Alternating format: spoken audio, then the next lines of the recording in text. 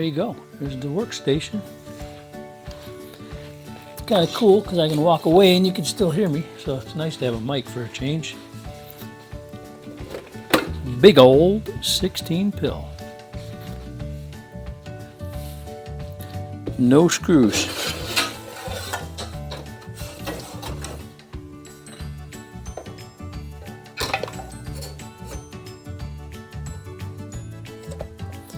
One of the things I hate about this box is that it's got mostly, not all, but a lot of old solder in it. And the stuff like it's not the same as the new stuff. It's hard to work to see how long it took to heat that up. Anyway, this box is blown to smithereens. Blown. Almost blown. Blown.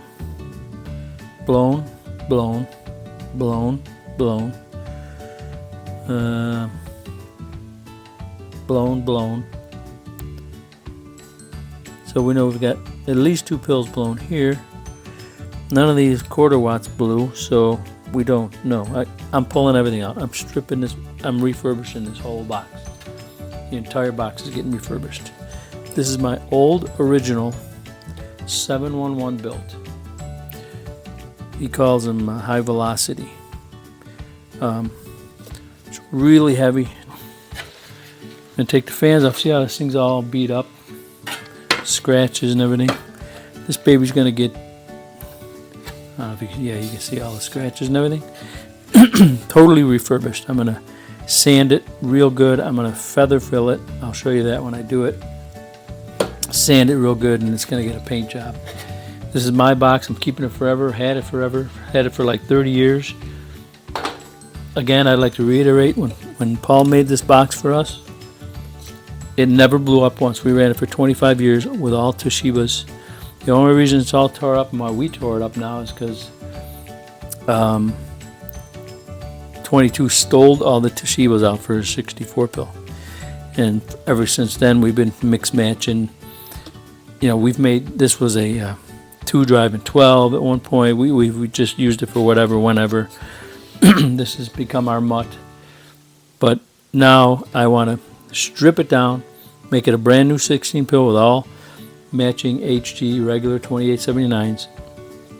And I want it to be all new and fresh. I'm going to run it in the garage on the beam. So this will be my base station box. That's my plan right now. So we're going to start ripping. Where do I start? Gosh, it hurts to do it, really. Look at this.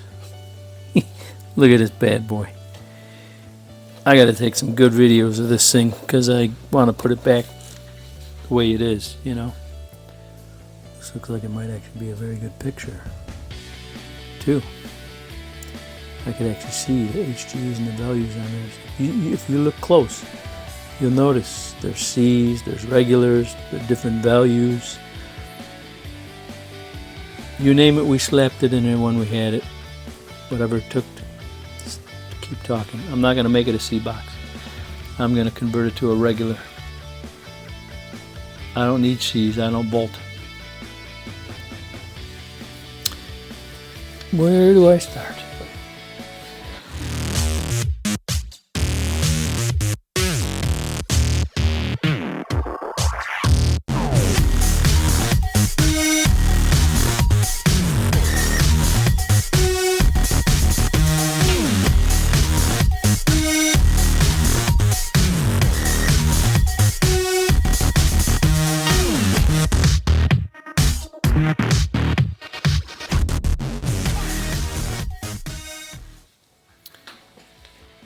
There you have it.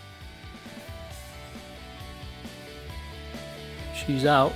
Now I can start stripping, which is hard for me to do. But she's going to be beautiful when we redo her, so just, you know, it's like taking an old muscle car or something, stripping her down. It's hard, you know, but I can't remember how I blew this thing up. Like, oh, I was in the garage. Something's wrong in the garage. I don't know if I got a bad coax, but I just kept talking. I just kept talking for like an hour. Smoke was coming out, and all these resistors kept blowing and stuff. But I should have filmed that. But yeah, so that's it for tonight. It's like, I don't know, 9:30 or something. I gotta go to bed and work tomorrow, but we're off to the races. Catch you on the next one.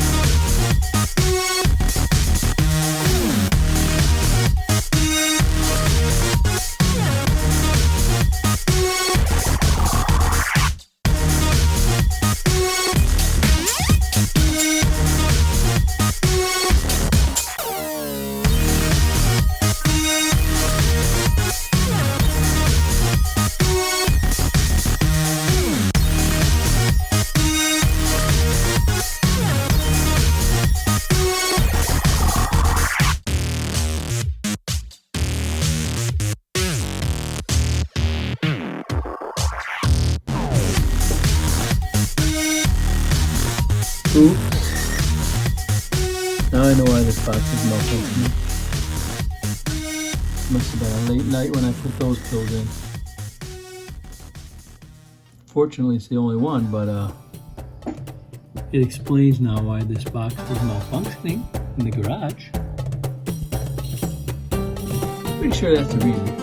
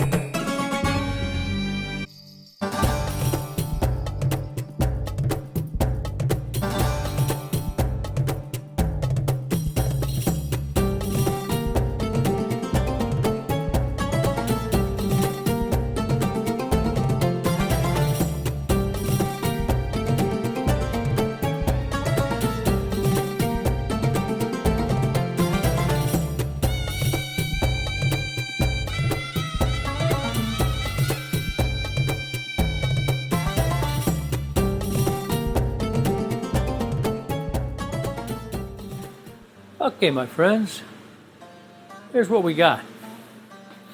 We got us a little sander. Got the 220 on there. Do as much as I can with that and do the rest by hand. Because as you can see, this box is all scratched up. It's over 25 years old. Okay. My intention is to prime it, sand it, and paint it. Okay. I'm going to go with apple red. And this is the feather fill that I mentioned before.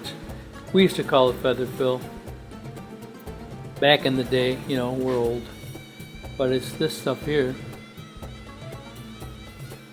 Okay?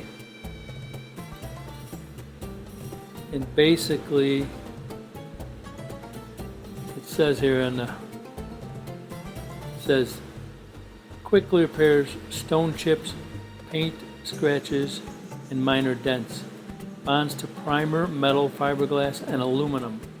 Ready to sand in 20 minutes. So it's a two-part. That's why I got this here. You can spread it on with this and mix it. But you know, you mix it like 1.5 to 1. Well, it's like 1.5 to a half. And you just mix it up. And then you just, from my experience, a little bit of experience I have over the years, you just spread it on here, put a thin layer of it. It'll fill in all these scratches. You can see those scratches. It'll fill in all the scratches and dents and dings. And then you sand it lightly, just enough to make it smooth and for the primer to stick.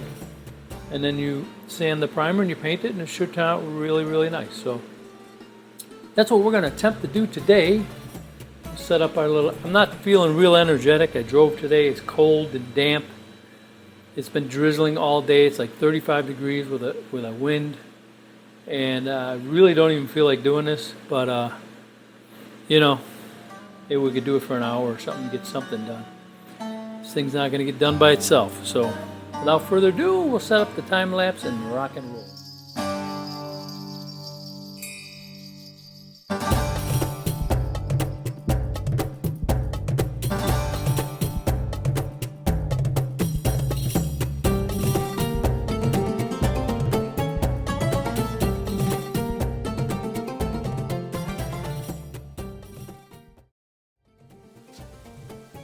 Okay, that's it for tonight. I'm gonna let this stuff, it doesn't feel like it's hard enough to sand. It's kind of cool out here, so I think all in all it should turn out pretty nice. We're gonna find out. Fortunately, it's my box, so you know, we can experiment. That's it for tonight. Bye-bye.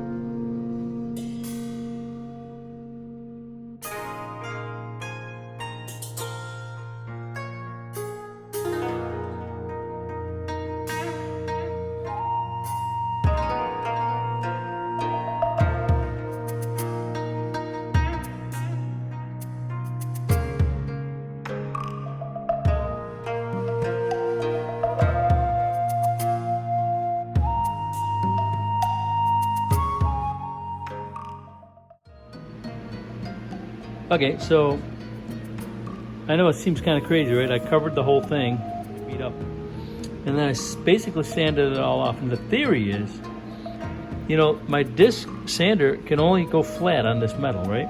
So any scrapes, gouges, and dents or whatever would be filled in with that feather fill, as I call it, that spot putty. And I would sand all the excess off, and those spots, see how you can see them? The theory is they're smooth now. They're filled in. I mean, they feel pretty smooth to my finger. You can see even like right here, see how there's like a ring around there? It's because it was like dented from the screw, so that's now filled in theoretically.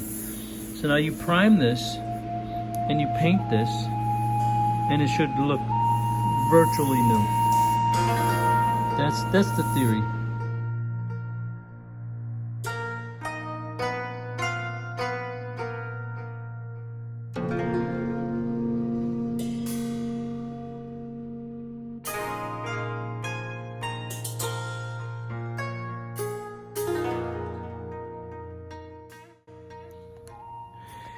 That baby's ready for primer as far as I'm concerned. She looks pretty darn nice. I don't know if the lighting does any good, but remember all those scratches you can see? You can see them there now, but you can't feel them anymore. It's pretty cool. I think this stuff actually works pretty good, but this side looks awesome. Top looks great. So, we'll see. I don't think I can do it today because it's snowing out, and I don't want to pull my son's car out in the snow, and I don't want to paint in here because we made that mistake last year when we were working on 22 Suburban, and we painted alternators and things in here on that vise there, and we pretty much destroyed the paint on this car we covered it and everything, but it still got on it. And we end up having to clay block the whole car twice to get all the overspray off of it. Needless to say, my son does not want me to do that again. So anytime I do any kind of painting or priming or anything in here, I like to do it out here because I have heat, and up here I have a vent. So, you know, you can set up a little area right here to hold your piece, and you can turn on the vent and spray right here, and it kind of sucks it out, you know, at least you don't get fumigated to death. But I just got to get his car out of here. I can't leave it in here. I can't do that again. That was bad.